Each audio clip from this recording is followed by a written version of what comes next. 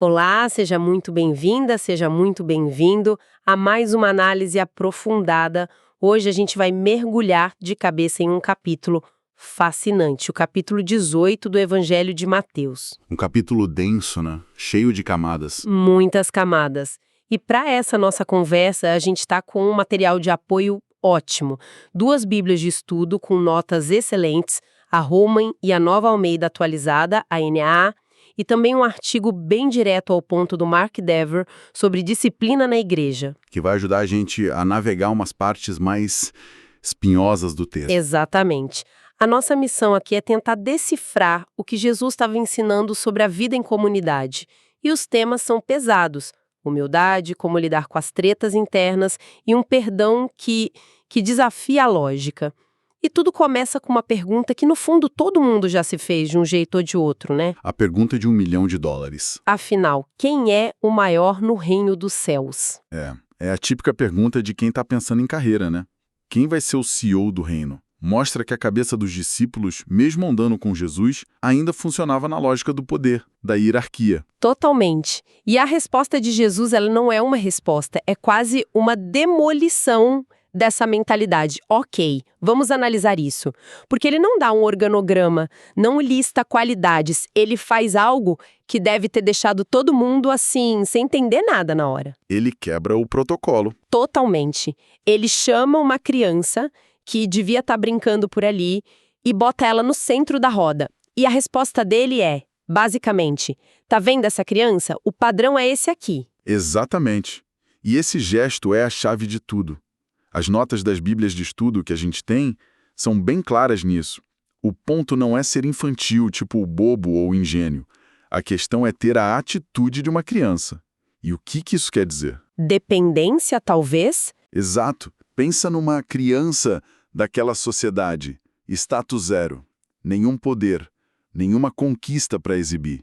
Ela é dependente. A conversão que Jesus pede é essa.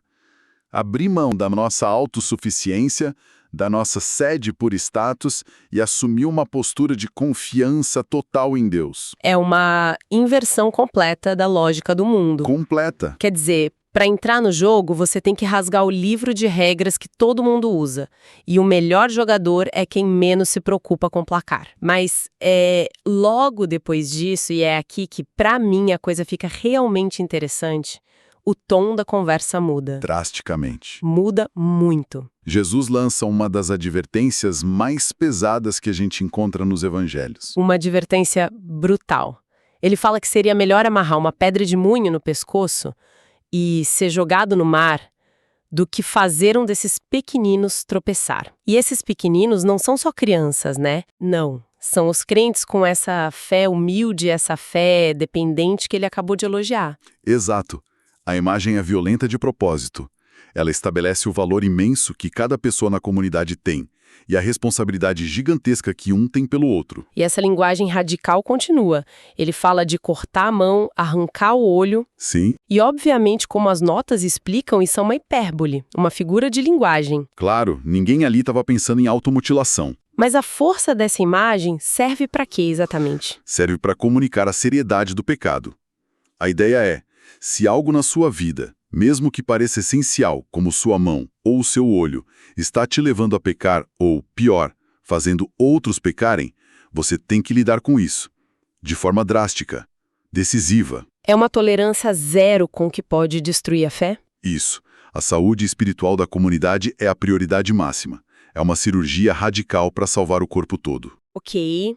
A comunidade precisa proteger radicalmente os mais vulneráveis. Mas e quando um desses pequeninos é quem se perde? Quem comete o erro? A gente simplesmente corta fora?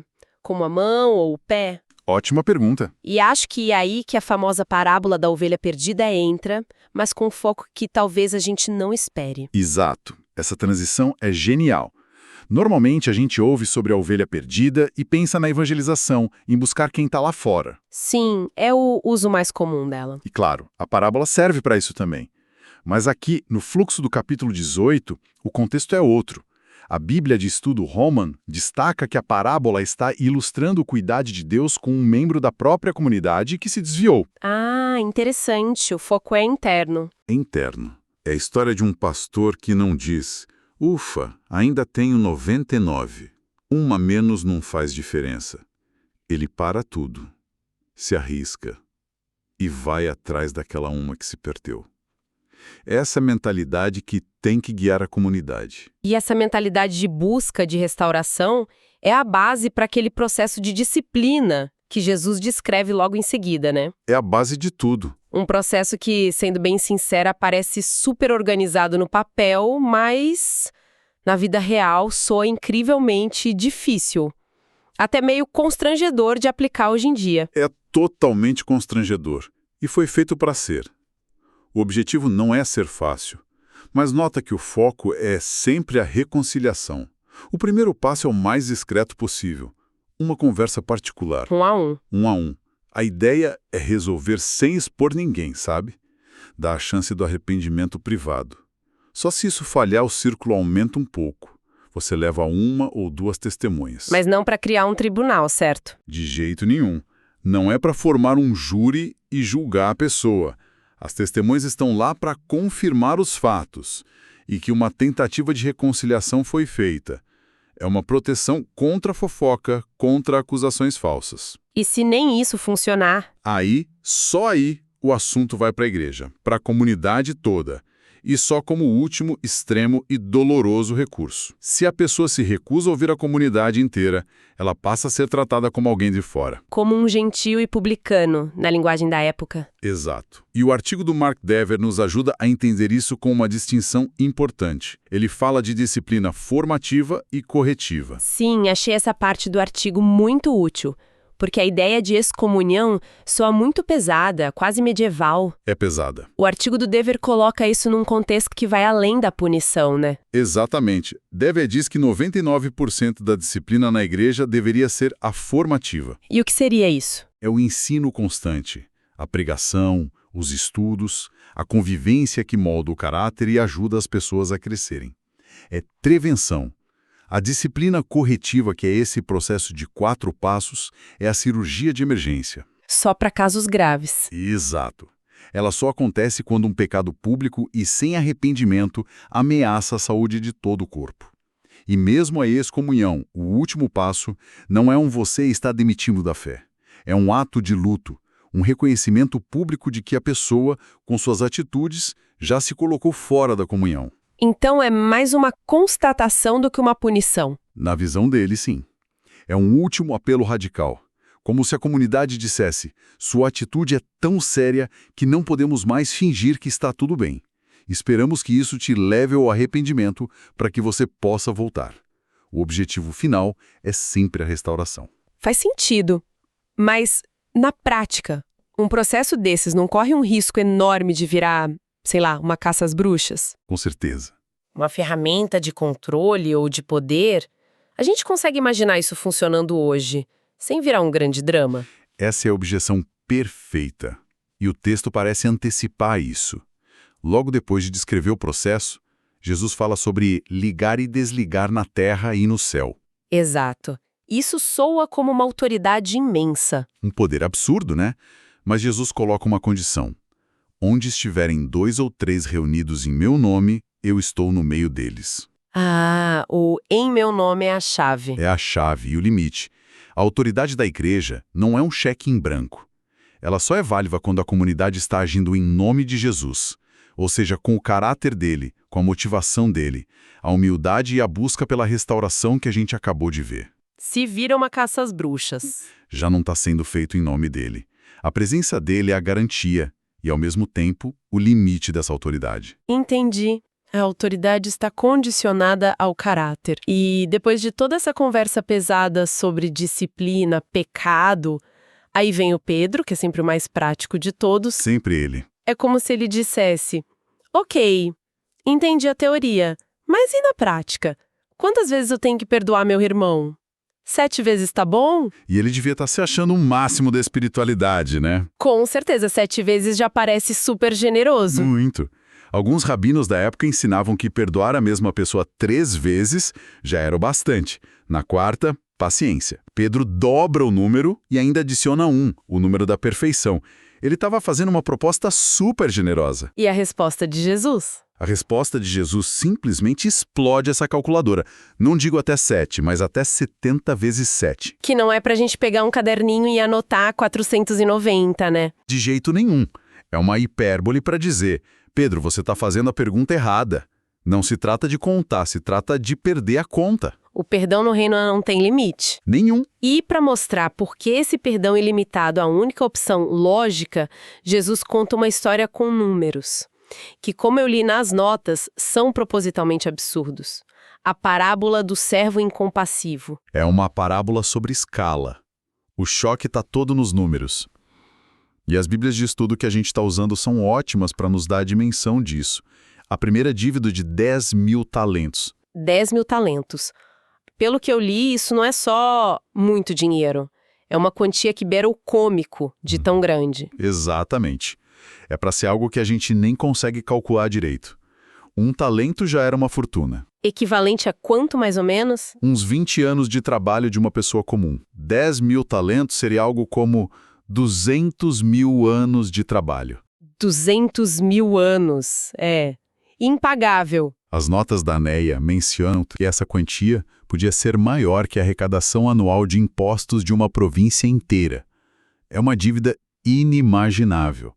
Representa nosso pecado diante de Deus, uma dívida de proporções cósmicas. E o que o rei faz? Cancela tudo. Perdoa. Exato. E a segunda dívida? 100 denários. Em comparação, é troco. 1 denário era o pagamento de 1 dia de trabalho. 100 denários são uns 3, 4 meses de salário. Não é pouco. É uma dívida real. Mas é totalmente pagável. Completamente pagável.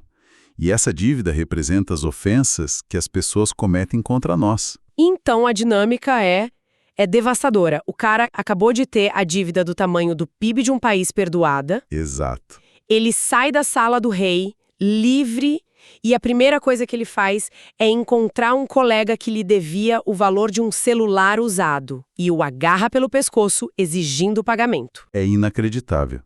Ele se recusa a oferecer a menor fração da misericórdia que acabou de receber. É aí que a lógica da parábola se torna irrefutável, né? Totalmente. A nossa disposição para perdoar os outros funciona como um termômetro. Ela revela o quanto a gente entendeu de verdade o tamanho da dívida que nos foi perdoada. E a reação do rei? Ele não fica só chateado, ele fica furioso, porque a atitude do servo prova que ele não entendeu nada da graça que recebeu. Ele viu o perdão só como um bom negócio para ele, não como uma nova lógica para viver. Um coração que não foi transformado. Isso. Recusar-se a perdoar os 100 denários depois de ter os 10.000 talentos cancelados é um sinal de um coração que não foi tocado pela graça. Recapitulando o nosso percurso, então. A gente começou com a ideia de que a grandeza no reino é a humildade de uma criança. Certo. Falamos sobre a proteção radical aos vulneráveis e a busca apaixonada por quem se desvia. Vimos os passos para a reconciliação e, por fim, essa parábola avassaladora sobre o perdão. Qual é o fio condutor que amarra tudo isso? O fio condutor é a arquitetura dos relacionamentos na comunidade do reino. Mateus 18 é, na prática, um manual de instruções para uma comunidade que funciona de um jeito totalmente contracultural. Contracultural, boa palavra. Nela, as relações não são baseadas em poder, mas em humildade. O foco diante do erro não é a punição, mas a restauração incansável. E o combustível que faz essa máquina toda funcionar é um perdão radical que nasce não de um esforço moral, mas do espanto e da gratidão por um perdão infinitamente maior que recebemos de Deus. E essa ideia de perdão que nasce da gratidão nos leva à frase final da parábola, que é a conclusão de todo o capítulo. A frase que amarra tudo. Jesus diz que o Pai Celestial fará o mesmo que o rei fez com o servo mau, se do íntimo não perdoarem cada um a seu irmão. Isso de perdoar de coração ou do íntimo é o ponto final, mas é, de longe, a parte mais difícil de tudo. É o grande desafio. Isso levanta uma questão importante que as fontes não respondem com uma fórmula, mas nos deixam para refletir. Qual seria? O que realmente significa perdoar do íntimo?